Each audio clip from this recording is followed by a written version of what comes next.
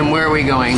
We are going to downtown San Sebastian, looking for good food. Is that right? Are we going? I don't think we have to look for it, but just with the first one, we can stop and the food is good. That's what I heard. Is that right, Kevin? We're going to go look for food? We're going to go get some pink toes. There's the ocean. No, the other way. We're going down this way. Going to the walking tour. Here's a local Spanish guy. Here I am.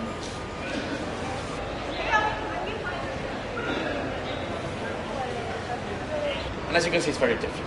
And it is because that language doesn't come from Latin, like English or Spanish. It means the exact same thing. And that one is easier because you only have to think of me and scared. And say that very fast. How are you feeling about this tour? Me scared. Perfect. The next one is trickier, but in my opinion is the most important word in any language around the globe.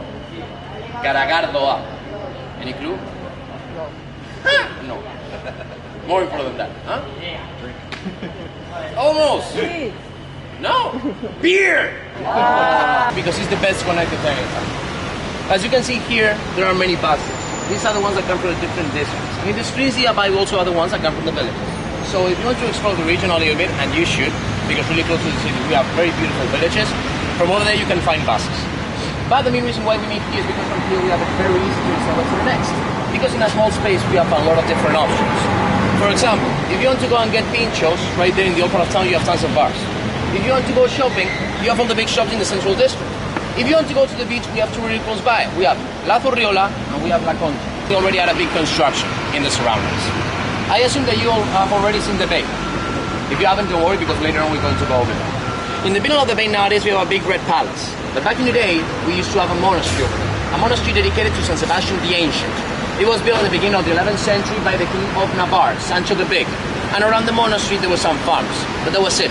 There was not a big population in the area. We had to wait till 1180. And that year, another King of Navarre, this time Sancho the Wise, ordered the construction of a harbor and a military garrison.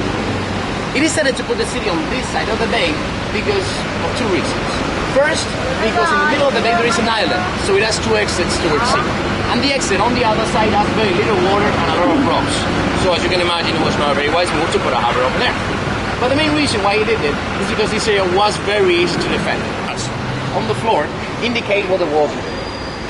Really big and powerful walls, more than 5 meters tall and 2 meters wide. So San Sebastian became a really powerful fortress. So much so that from 1180 to 1813, it only fell twice. And you have to think that this kingdom, Navarre, was pretty small in comparison with Castile, Aragon, and France, the three neighboring kingdoms. And this was his main exit towards the sea. And when Castile absorbed Navarre many years after that, this was still the main harbor to trade with wool with Flanders in the north of Europe. And that left a lot of money. So in the end, we have a very coveted place.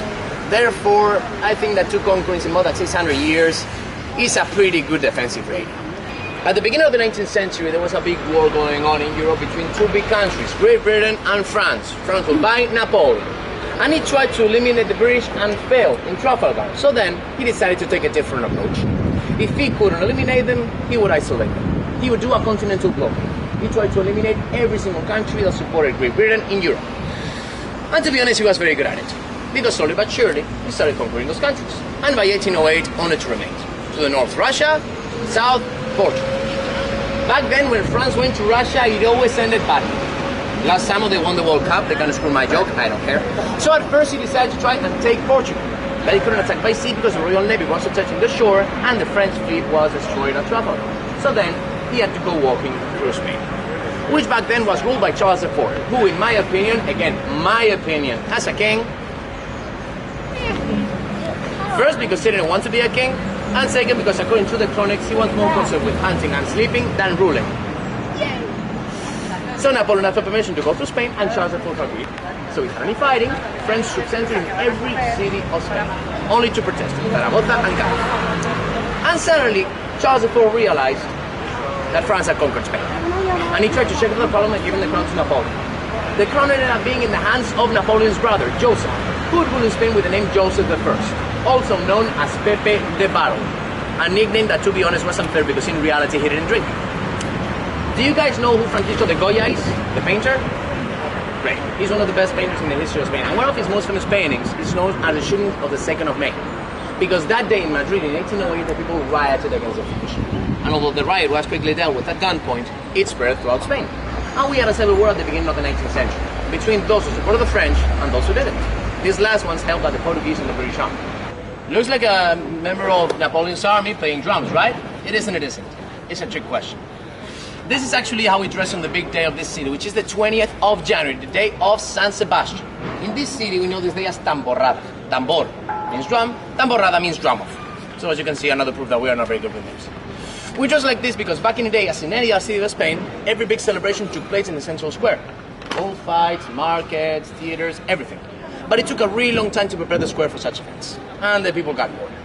And they started drinking, and drinking, and in the end it was pure chaos.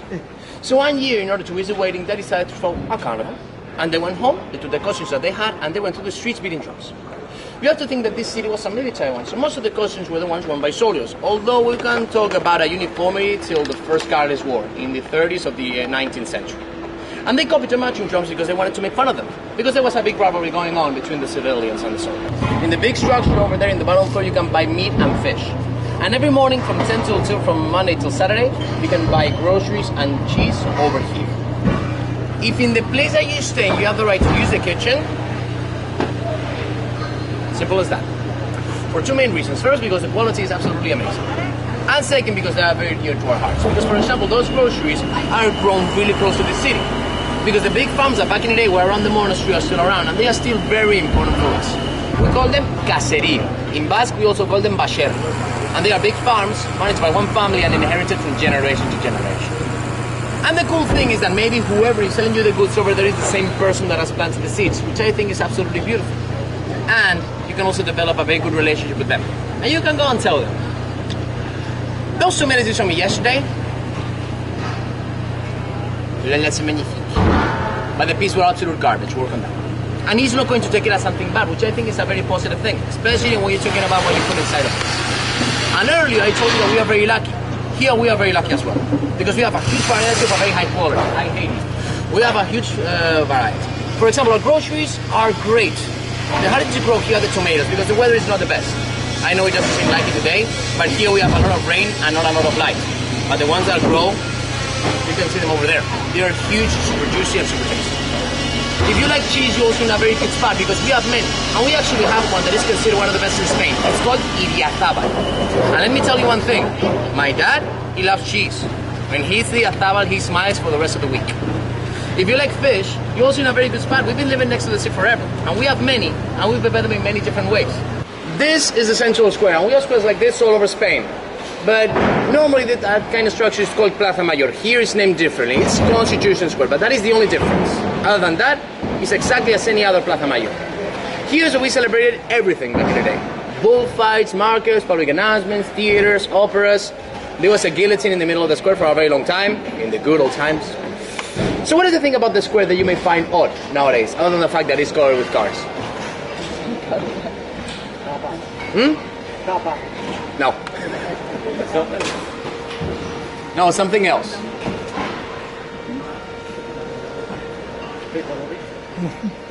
Yes, but it wasn't that. I was doing this because I'm very good at dancing, but also because I was pointing at the numbers. What do you think those numbers are for? And they are not prison cells, so don't go in that direction. Huh? No. Huh? No, not offices? Think of what we celebrated here back in the day. Bullfights, theaters, operas. Those are the seats. Oh. And they are numbered so people know where they have to go. We have 147. And they're... Huh? No, they do. Each house has 3 balconies. The thing is, they are numbered because back in the day... Yannick, careful because you're going to get run over, man. They are numbered because back in the day, all the balconies were owned by the city's town hall. And they were the ones renting them and getting all the money. The people in the houses couldn't use their balcony. They didn't see a penny. And they had to let people go through the houses in order to get to the balcony. Nowadays, that is not the case. Nowadays, the balcony is owned by whoever owns the house. And this brings me to my second piece of advice. That friend that you must have for the 19th. because then you will be able to see the beginning of the party from a balcony. And you will be much more comfortable, and the most important thing, you will be able to laugh at the peasants. I've never done that, but I'm sure it feels great. We start from here because back in the day, that building was the city's town hall. Nowadays it isn't, but because of its past, at the top, you can still see San Sebastian's coat of arms. It's a ship with white sails above the sea and against the blue sky. With that sheet, I can explain you some things about this city. The first one is involved with what it represents, the sea. Because in this city, other than fish, we've been everything at sea. And the thing that we became most famous for is because we were the best whale hunters back in the day. Because unlike other places where whale hunting was something that happened from time to time, here we did it every single day, and we were very good at it. We were so good at it that in fact we almost ended up with the whole whale population in the north of Spain, which we are not very proud of. You have to think that the whales are like the pigs of the sea because you use absolutely everything. The meat, if you salt it, doesn't go to waste very easily. The fat burns very easily and it doesn't smell. With the bones, they used to make furniture for very high quality, and with the hairs in their mouths, they used to make courses. So it was a very profitable activity. And because of that, the whale hunters decided to follow them wherever they went. And they ended up going to places like the north of Canada or the north of Europe. About the north of Canada, if you sail for a couple of days, really close to this city, there is a village called Pasajes. Pasajes is divided in 4 districts: Ancho, Trincherpe, San Juan, and San Pedro. In my opinion, you should really visit San Juan and San Pedro. They are on opposite sides of the river. You can go from one to the other, taking a little boat that is 32 minutes, and they are super beautiful. So look guys, that street over there is the one that's about the fire. And back in the day it was called Trinity Street, because over there is where we have the 3 churches, and the 3 survived. And nowadays it's called 31st of August Street, because that is the day the city burned to the ground. And it is the other really famous street for pinchos, so remember that name as well. Later on we're going to go walking through there. And this right here is the first church in San Sebastian. This is St. Vincent, and it's the church of the poor people. And it is the oldest building that is still standing, because its construction started in 1507. So with that being said, can anyone tell me the building style? That's it, Gothic. But it's a weird Gothic. Normally Gothic buildings are really tall and they have thin walls. It almost gives the impression that they are not that heavy. And this is the total opposite. This is a small building with really big walls. We like to call this a Basque Gothic, because it's like us. Big and handsome. And it is for several reasons. First, when the church ends, there is more than 100 meters and a wave breaker to reach the sea. And still nowadays, when we have powerful storms, the water gets up all the way up here. A couple of years ago, this area of town flooded, and the water was up to my knees. Oh, wow. And that is nowadays. But back in the day, this was a part of the city walls, and it was in direct contact with the sea. Therefore, the walls had to be really powerful to endure the hit of the waves. Also, because of the fact that this was a part of the city walls, and this was a military city, the soldiers said that in order to approve the construction of the building, the city had to be defended from here. And that is why the walls are that big, and the windows on the other side are narrow. Then, it's easy to shoot outside, but not inside. And last but not least, is the Church of the Poor People, and they couldn't afford reconstruction after reconstruction. They had to build something that was able to endure the pass of time. With that being said, it may seem like they were not very successful because it looks like a wall has fallen over there. But that is not the case. The guy that was managing the cost of this church was very, very bad at math. He thought he had enough money to build another wall, and he didn't. And he discovered that midway, and he decided to leave the wall like that. The stones that leave the wall are called costas, and they give name to the people that are baptized in this church, cosquero, which for a very long time was an insult in San Sebastian, because it meant that you were baptized in the church of the poor people, so you were poor. But nowadays that is not the case. For example, I'm really proud to say that all my family are cosqueros, because all of them baptized in this church. Here we have a caballe col. It's the best brand of organs in the whole world. It's like the Stradivarius to the violin. We don't know how we got it. We only know it's from 1867, and it sounds... And the acoustics in the building are incredible, and the organ player is super talented. So if you walk into this area and you hear organ music, leave whatever you're doing and go inside. It's free, it's the Church of the Poor People, and they are not going to charge you. And trust me, the experience is amazing. This is the oldest street that survived.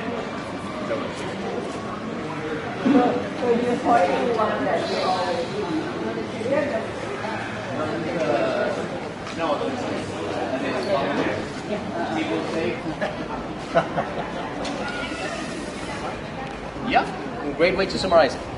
So, in this I'm going to show you some things. The first thing I'm going to show you is this.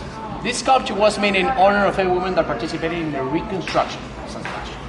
Therefore, it's a lady carrying bricks above her head. I don't know if you've seen any other pieces of bus card, but it's always rusty. And it is not because we are dirty people.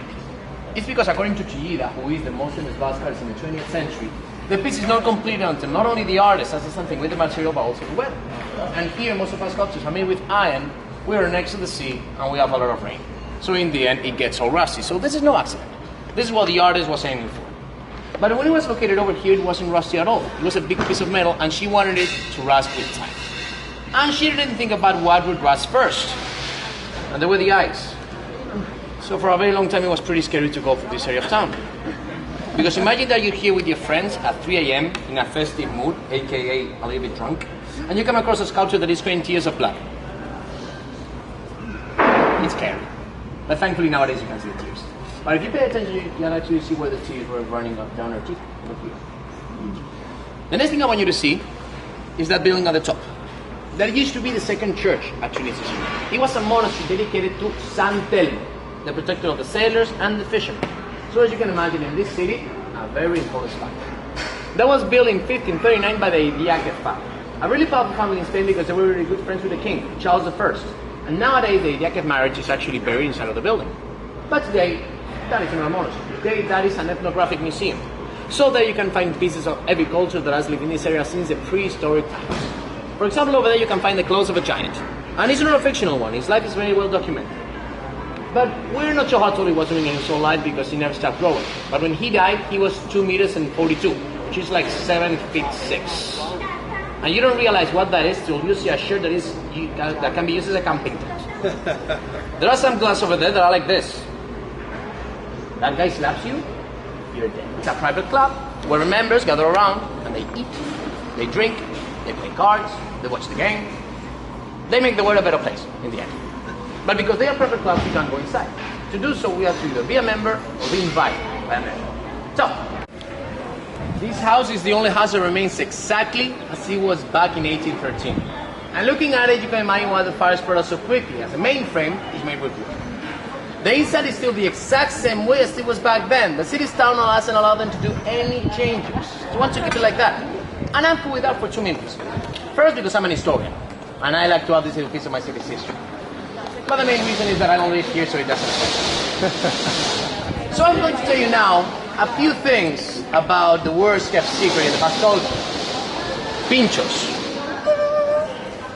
But before I do that, I have a quick question for you guys.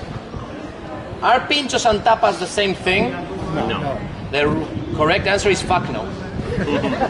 They are very different. If someone said they are the same thing, they are prosecuted till the end of the city with taxes. So never say they are the same thing. The only similarity I see between pinchos and tapas is the fact that for the most part, you don't eat based on pinchos and you don't eat based on tapas. They are designed as appetizers. Sometimes accidents happen, I will explain why in just a minute. But first I'm going to tell you the two main differences in my opinion. The first one is, without any disrespect towards tapas, pinchos are much more elaborated. Because the idea is to take the big dish and present it in a small form. So maybe in a piece of bread like this, you'll find 5 or 6 different things. But the main difference, you're not going to be able to find a free pincho ever. Trust me, I've tried. So who do you think this shirt belongs to? The rich people. Yeah, sure. Well, actually, yeah. I see that you've studied a little bit about that. Yeah, this is the church of the rich people in Santa Barbara. This is St. Mary of the Choir. It's a basilic. And for a very long time, it was the main church in town, but nowadays it is. If you want to see it, it's right over there. That is the Good Shepherd Cathedral. That was built in 1897 following the founding of the Cathedral of Cologne, which is in Germany. And that means that we have a German cathedral in the middle of a French neighborhood. By the way, they say that in Cologne is where the 3 wise men are buried. Again. About this one. Huh? Yeah. So about this one. St. Mary of the Choir was built by the Real Compañía Guipuzcoana de Caracas, an economic company that became really rich with the trades with the colonies. Because they had the right to trade directly with Venezuela with coffee, tobacco, cocoa, and rubber. And they also controlled the price. So in the end, they became incredibly rich. They built the church for 3 main reasons. First, they're equal. The poor people can have a church, the rich people can have a church as well. Second, because these became the headquarters. Here's where they held their meetings. And last but not least, to give something to the city. And when they built it, they were so rich that the inside was covered with silver. And when the British Army sacked the city in 1813, it took 7 days to take all the silver from the inside. And nowadays, I actually think there is something missing. But because it's the church of the poor people, of the rich people, to get inside, you have to pay 3 euros. I only say this because my church is free. Who do you think that guy is at the top? The one with the arrows. And please don't say Jesus. Sebastian. Very, very well. Sebastian was born in France in the 1st century. For example, Vitoria, the capital is Gasteiz. Villafranca, Ordizia. Bilbao is Bilbo.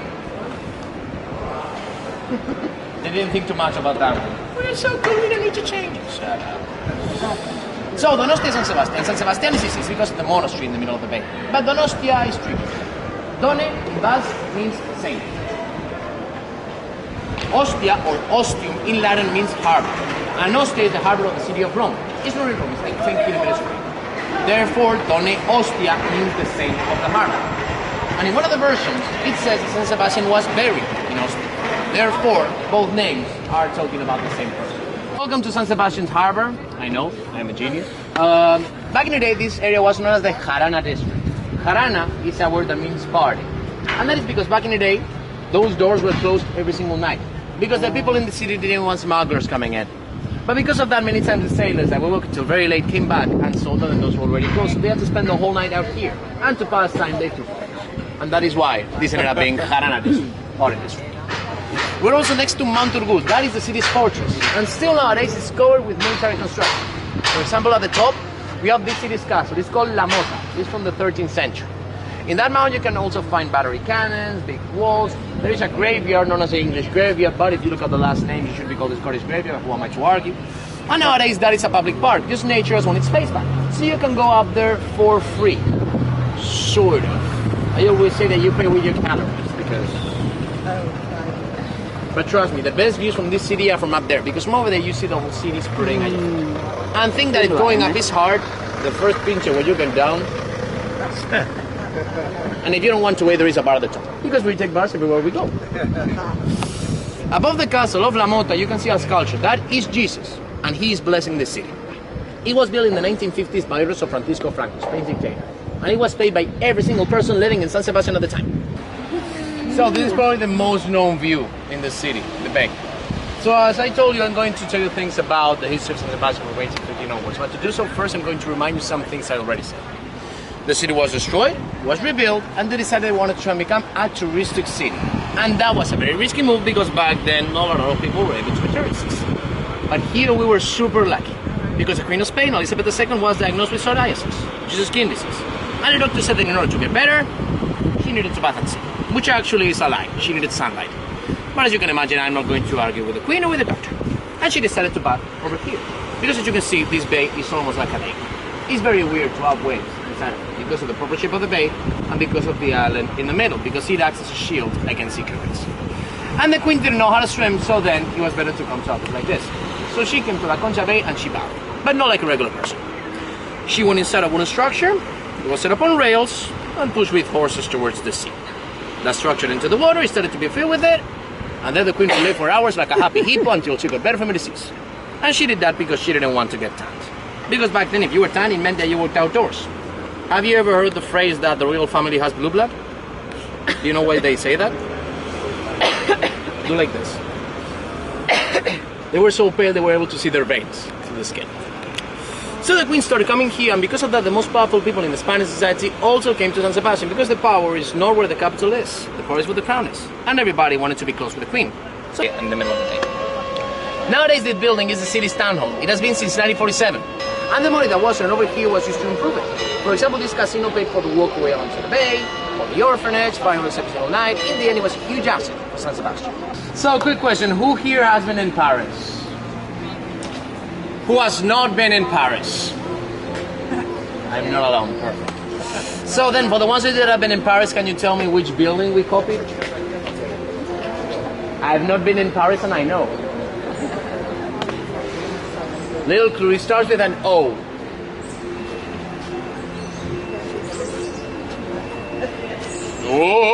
Opera. It's a copy of the Opera Garnier, a smaller version of it though. This is the palace of the four deputations, so that means that here is where the money from my taxes comes. Therefore, I like to come from time to time and take a quick look. You never know. The only difference with the Opera House, other than the size, are the 5 faces at the top, over there. In France, there are 5 faces that belong to 5 really famous Frenchmen. Those 5 faces belong to 5 really famous sailors in the history of Spain. All of them born in Guipúzcoa, the area of Spain from which San Sebastian is the capital. From the left, Urdaneta, Oquendo, Elcano, Blas de Lezo, and Legazpi. The first one, Urdaneta, was a personal consular for King Philip II, and he invented the system known as tornaviaje, which connected the Philippines with the Spanish colonies in Latin America and then with Spain. And still nowadays, the ships follow the same paths that Urdaneta created in the 16th. So I like to finish here for several reasons. First, because right now we are between 2 of the most beautiful buildings. The Maria Cristina Hotel, the Victoria Eugenia. They were named after 2 really famous queens in the history of Spain. Both of them loved San Sebastian, but that was the only thing they had in common. The rest of the time they couldn't stand each other. And here we are making them live together because we have a weird sense of humor. I don't know if you can see them very well, but over there you can see the bullet holes I was talking about earlier. And you can find bullet holes in both buildings because they were shooting from one to the other. And looking at the amount of bullets, we can make 3 assumptions. The first one, that in that building they had many more bullets. The second one, that in that building were also terrible at aiming. And the third one, that whoever was standing in that balcony, and in that balcony they really wanted to hit them because there are many bullet holes. But if anyone is staying here, please adopt me. It is a 5-star hotel. It's the first 5-star hotel in the history of Spain from 1912. It is very good, very expensive, very good, and very expensive. For example, here is where the actors and actresses stay during the International Film Festival. So we're at Candelaриas or something.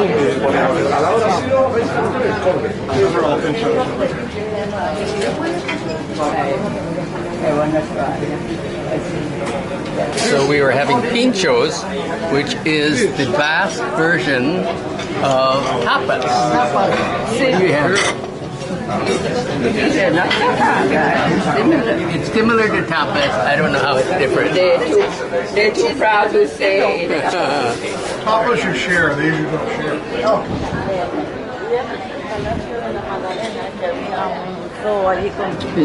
And the Yeah, so on top of the... No, just spinach pickles on stick. how is it? I don't want to. It's but the Wine is good.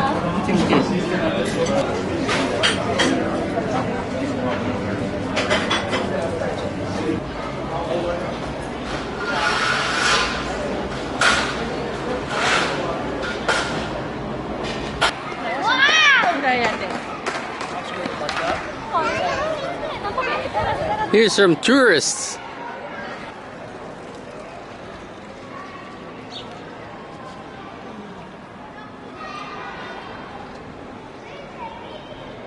Robot Museum.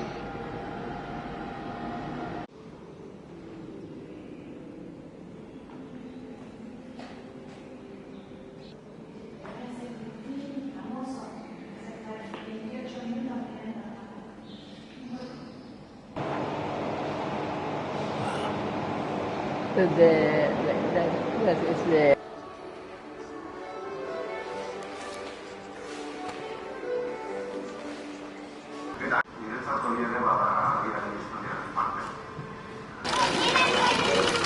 Oh, you left it on.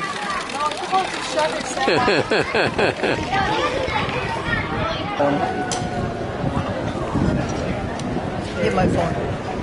What is that? the cheesecake, but it tastes like khăn mốc kèn. So I know because we khăn mốc kèn original the Portuguese introduced us, but we don't use cream, we use coconut milk.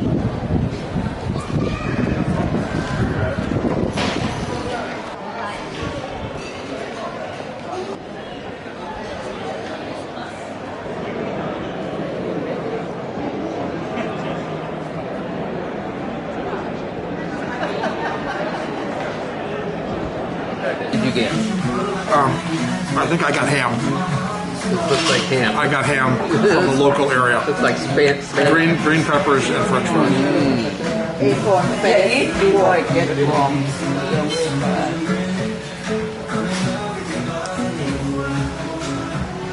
Yeah, This little restaurant here. yeah. Barbecue Grilled baby squid. squid. Grilled baby squid. It should be. This is you like squid. what Jim had. It's 6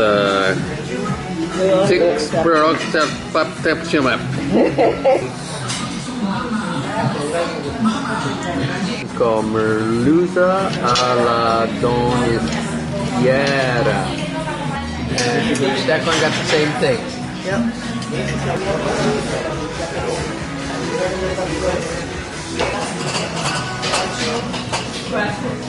They're pinchos.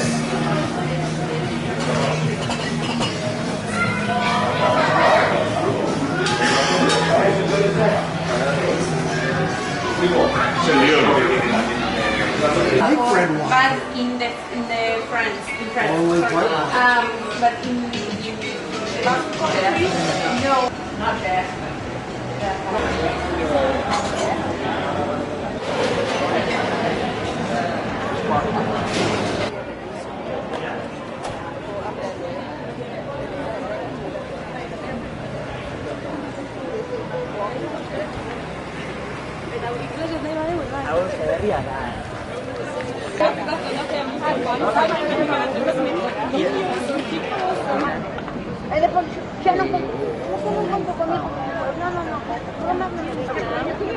Now we cannot see the time.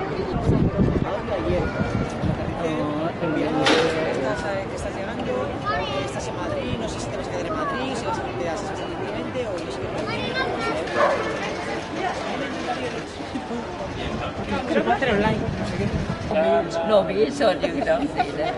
And this place is perfect, free for